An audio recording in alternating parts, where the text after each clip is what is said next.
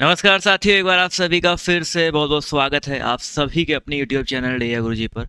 तो आज के इस क्लास में मैं आप सभी को एक बहुत ही ज़्यादा इंपॉर्टेंट टॉपिक, ठीक है, जहाँ से क्वेश्चंस आपके पेपर में 100% आते हैं। तो इस वीडियो को अंत तक देखिएगा। टॉपिक आपने सबने पढ़ लिया होगा कि आज यहाँ पर हम लोग जो है नेचुरल नंबर्स के बारे में, ठीक है, नंबर्स के बारे में बेसिकली हम लोग यहाँ पर संख्या पद्धति नंबर सिस्टम जो है उसके बारे में पढ़ने वाले हैं, ठीक है। बहुत बड़ा वीडियो नहीं होगा, बट जितना भी होगा उसमें आपको संपूर्ण यानी कि पूरा टॉपिक मैं कवर करने वाला हूँ। इस वीडियो को आप देख लेंगे तो इस टॉपिक से कोई भी क्वेश्चन आ जाए आपके पेपर में, आप कभी गलत नहीं करने वाले हो, ठीक है। तो नंबर सिस्टम आज का जो है टॉपिक है, ठीक है। और यहाँ पर हम लोग जो है स्टार्ट करेंगे बिल्कुल बेसिक से, ठीक है। समझते हुए चलिएगा। यहाँ पर हम लोग को प्राकृतिक संख्या पढ़ना है, पूर्ण संख्या पढ़ना है, पूर्णांक पढ़ना है और परिमेय संख्या की जो अवधारणा है वो पढ़ना है। जितना आपके सिलेबस में है उतना ही पढ़ना है, कुछ भी एक्स्ट्रा नहीं और कुछ भी कम नहीं, ठीक है। तो पूरा एक बार कम पूरा अंत तक देखिएगा। लास्ट में क्वेश्चन भी करवाऊंगा, इसका पीडीएफ भी मैं आपको दूंगा, ठीक है। और अगर आप लोग फ्री में नोट्स चाहते हैं, ठीक है, डीएलएड के किसी भी सेमेस्टर का फ्री नोट्स चाहते हैं तो हमारा डियर गुरुजी ऑफिशियल ऐप डाउनलोड कर लीजिए। वहाँ पर आपको फ्री नोट्स जो है क्लास पीडीएफ करके एक सेक्शन होगा, वहाँ पे डीएलएड का आपको मिल जाएगा और पूरी किताबों का पीडीएफ बिल्कुल फ्री में आपको वहाँ पर देखने को मिल जाएगा, ठीक है। तो चलिए स्टार्ट करते हैं आज के इस टॉपिक को। तो नंबर सिस्टम में सबसे पहले हम लोग पढ़ेंगे प्राकृतिक संख्या के बारे में, ठीक है। प्राकृतिक संख्या बोल दीजिए, जिसको इंग्लिश में नेचुरल नंबर भी बोलते हैं, ठीक है। तो अब देखो, आपके एग्जाम में ज़्यादा समय नहीं बचा है, तो परिभाषा और भाषा पढ़ने से कोई मतलब है नहीं। आपके क्वेश्चन में जो पेपर में जो आपके क्वेश्चन बन सकता है वो हम लोग यहाँ पर सीखते हुए चलेंगे, ठीक है। प्राकृतिक संख्या, देखो यहाँ से सबसे पहला क्वेश्चन क्या बनता है कि प्राकृतिक संख्या सबसे छोटी प्राकृतिक संख्या क्या है, ठीक है। तो ये चीज़ याद रखिएगा, बहुत इंपॉर्टेंट है। जितने भी मैं पॉइंट्स बता रहा हूँ याद रखिएगा। सबसे छोटी, ठीक है, अगर आपके पेपर में आता है सबसे छोटी प्राकृतिक संख्या क्या है तो आपको जवाब देना है एक, ठीक है। सबसे छोटी प्राकृतिक संख्या क्या है बच्चा आपका? एक जो है सबसे छोटी प्राकृतिक संख्या है, ठीक है। अगर हम एक नंबर से लाइन ले लें, ठीक है, इस पे दर्शाना शुरू करें तो जो प्राकृतिक संख्या है वो इसी तरीके से चलेगा, दाईं ओर भागे, यानी कि एक होगा, एक के बाद आपका दो आएगा, दो के बाद आपका तीन आएगा, इस तरीके से सोन आपका बढ़ता हुआ चला जाएगा, ठीक है। तो ये होता भैया आपका प्राकृतिक संख्या। अब देखो, प्राकृतिक संख्या तो सबको पता होगा, परिभाषा बनाने की जरूरत तो है नहीं, लेकिन यहाँ पर एक बहुत इंपॉर्टेंट चीज़ है कि इससे क्या क्या प्रश्न बन सकते हैं। एक तो क्वेश्चन बनता है कि सबसे छोटी प्राकृतिक संख्या क्या है, एक है, आपको जवाब देना है, ठीक है। इसी में एक टॉपिक बनता भैया पूर्ववर्ती संख्या, ठीक है, पूर्ववर्ती। और एक बनता है भैया क्या, पूर्ववर्ती, एक होता है आपका परवर्ती, ठीक है। पेपर में आ गया कि एक नंबर दे दिया कि भैया चार का पूर्ववर्ती क्या होगा और चार का ही जो है परवर्ती क्या होगा। एक नंबर दिया है, प्राकृतिक संख्या दिया गया चार, अगर आपसे पूछा है चार का पूर्ववर्ती क्या होगा, चार का परवर्ती क्या होगा, तो आपको बहुत ज़्यादा दिमाग नहीं लगाना है। पूर्व मतलब होता है पहले, पर मतलब होता है बाद। तो चार का पूर्ववर्ती एक कम कर दो तीन हो जाएगा, और चार का परवर्ती क्या हो जाएगा, एक ज़्यादा कर दो पाँच हो जाएगा, ठीक है। बिल्कुल टू द पॉइंट यहाँ पर सीखते हुए चलना है आप सभी को, ठीक है। ज़्यादा परेशान नहीं होना है और समझ में आ जाएगा। वैसे सारे टॉपिक कवर करने वाला हूँ एक से दो हफ्ते के अंदर सब कुछ। आप मैथ में आपका बैक नहीं लगने दूंगा, इतना मैं आप सभी के साथ जो वादा कर सकता हूँ, अगर आप मन लगा के जो है पढ़ेंगे, ठीक है। तो पूर्ववर्ती परवर्ती हो गया, तो प्राकृतिक संख्या में बस यही आपके क्वेश्चंस बनते हैं। तो एक क्वेश्चन बन जाएगा सबसे छोटी प्राकृतिक संख्या है, सबसे पहली प्राकृतिक संख्या क्या है, एक है। सबसे बड़ी कोई प्राकृतिक संख्या होती नहीं है, कोई भी आप नंबर ले लो उससे बाद वाला जो उसका परवर्ती आएगा वो उससे बड़ा हो जाएगा, यानी कि सबसे बड़ी, यानी कि इसका कोई लिमिट नहीं होता, सबको पता होता है। अब हम लोग आते हैं प्राकृतिक संख्या के बाद पूर्ण संख्या के ऊपर, ठीक है। पूर्ण संख्या क्या होता है भाई, समझो भाई, बहुत सिंपल है भाई। पूर्ण संख्या, अब इसका नाम पूरा पूर्ण है, यानी कि कंप्लीट। पूर्ण मतलब होता है कंप्लीट। अभी आप लोग एक दो तीन चार ये पढ़ रहे हो, इसमें किस चीज़ की कमी दिख रही है आपको? जीरो की कमी दिख रही है, ठीक है। जीरो की आपकी कमी दिख रही है, तो पूर्ण संख्या बस क्या होता है, उसमें जीरो ऐड हो जाता है, यानी कि जीरो, एक, दो, तीन, इस तरीके से आपका बढ़ता है। तो अगर आपके पेपर में आता है, जो कि कल मैंने आपको कराया था, जो कि आपके प्रीवियस ईयर में क्वेश्चन आया था, सबसे छोटी पूर्ण संख्या कौन सी है, तो सबसे छोटी पूर्ण संख्या आपकी जीरो होती है, ठीक है।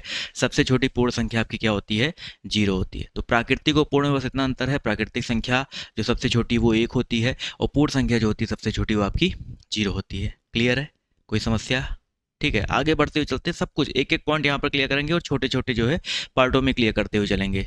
चलिए, तो ये तो हो गया भाई पूर्ण संख्या का कॉन्सेप्ट। अब पूर्ण संख्या में एक चीज़ याद रखना कि जीरो जो आपका नंबर लाइन होता है, नंबर लाइन में आपका याद रखिएगा हमेशा दाईं तरफ ही चलेंगे, जीरो, 1 2 यही पूर्ण संख्या होगा। इसके पीछे -1 -2 ये पूर्ण संख्या के अंतर्गत नहीं आता, ये भी याद रखिएगा।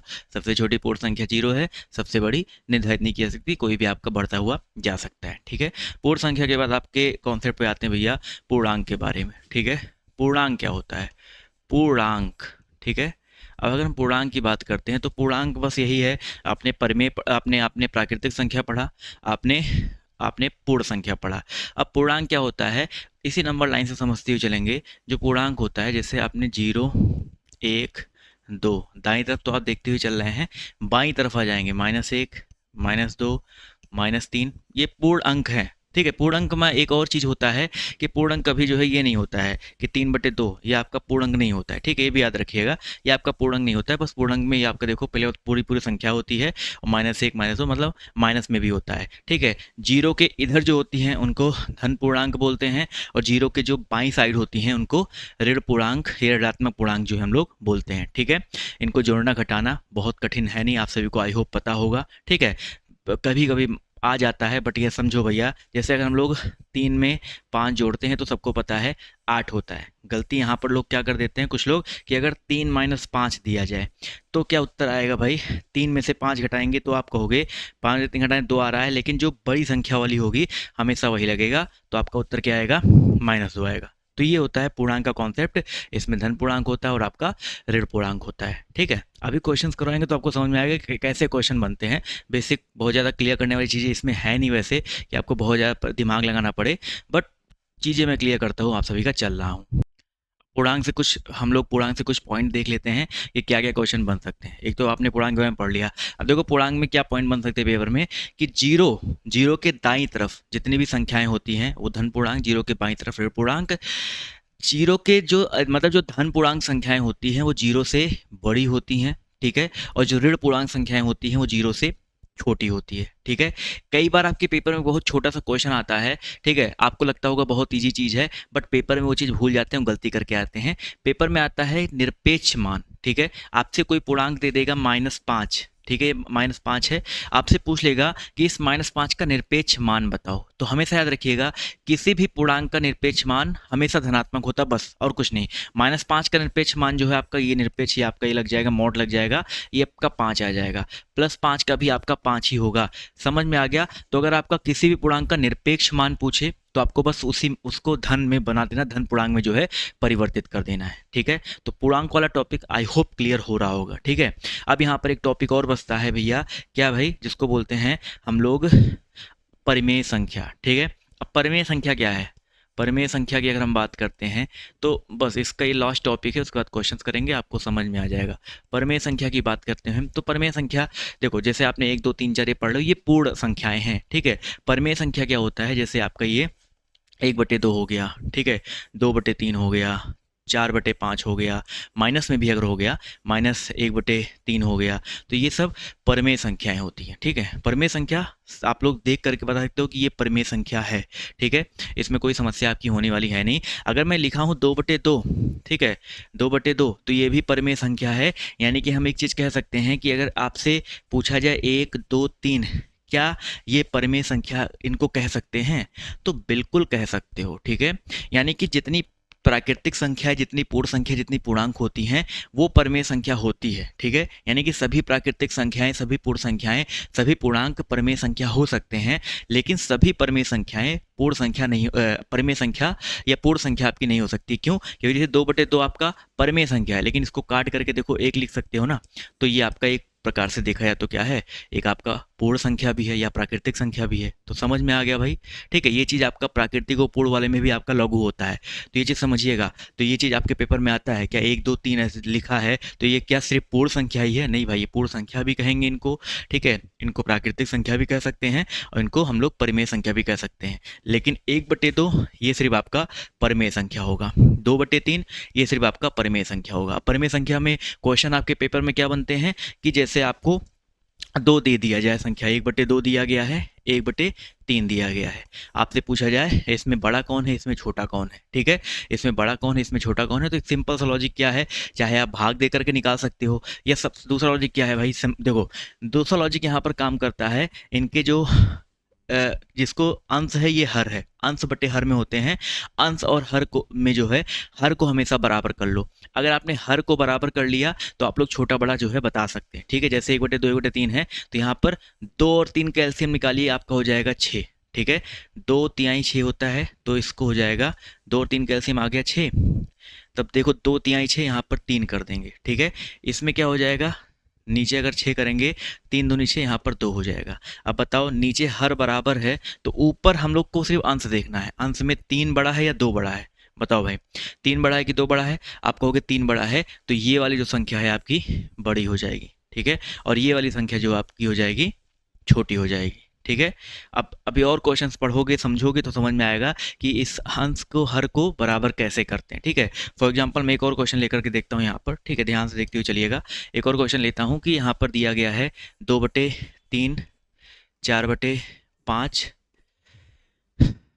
1/2, ठीक है। अब आपसे पूछा है इसमें कौन सा बड़ा है कौन सा छोटा है, तो क्या करना है, पहले जो ये 3 5 2 दिया गया है इसका एलसीएम निकाल लो, ठीक है। एलसीएम निकालना आता है ना भाई, 3 है 5 है 2 है, भाई ऑब्वियस सी बात है कोई किसी से कट नहीं रहा है तो इसका एलसीएम कितना होगा, 3 5 15 दूनी 30 होगा। तो यहाँ पर नीचे 30 लिख लो, ठीक है। अब देखो 3 से 30 में कितनी बार जा रहा है, 10 बार जा रहा है, 3 दहम 30 और 10 यहाँ पर 2 है तो 10 दूनी 20 हो जाएगा, इसको 20 लिख सकते हैं। अब यहाँ पर भी 30 लिख दीजिए, ठीक है। 5 छक्का 30, 6 बार जा रहा है, 6 चौका कितना हो जाएगा 24 हो जाएगा। इसी प्रकार यहाँ पर 2 नीचे है 30 लिख लीजिए, 2 15 ही हम 30, 15 बार गया और 15 एक नम कितना हो जाएगा 15 हो जाएगा। तो बताओ भाई नीचे हर बराबर हो गए, अब सिर्फ अंश को देखना है। 20 24 15 में सबसे बड़ा कौन है भैया 24, तो सबसे बड़ा ये हो जाएगा सबसे बड़ा। उसके बाद 20 आ रहा है सबसे, उसके बाद ये दूसरे नंबर पे और ये तीसरे नंबर पे आएगा 15/30 वाला, ठीक है। तो इस तरीके से परिमेय संख्याओं में छोटा और बड़ा हम लोग जो है निकालते हैं कि कौन सी परिमेय संख्या बड़ी है कौन सी परिमेय संख्या जो आपकी छोटी है, ठीक है। ऐसे चाहे माइनस की बात करें चाहे प्लस की बात करें इसी तरीके से जो हम लोग निकालते हैं, ठीक है। और मैंने आपको बताया था योगात्मक प्रतिलोम के बारे में और गुणात्मक प्रतिलोम के बारे में भी मैंने आपको बताया था, ठीक है। जैसे आपका कोई संख्या दिया गया है 3/4, ठीक है। आपसे पूछा जाए इसका योगात्मक प्रतिलोम क्या होगा, ठीक है। जब भी इसका सिंपल सी बात है, जब भी योगात्मक प्रतिलोम आए तो ऐसा क्या जोड़ा जाए कि वो 0 हो जाए। तो जैसे आपका ये प्लस में पूरी संख्या दी गई तो इसका योगात्मक प्रतिलोम -3/4 हो जाएगा, ठीक है। मैंने बोला है -1/5 का योगात्मक प्रतिलोम क्या होगा, ठीक है। तो माइनस में है तो इसको प्लस में कर दो, प्लस में 1/5 हो जाएगा, ठीक है। ये इसका योगात्मक प्रतिलोम होता है, ठीक है।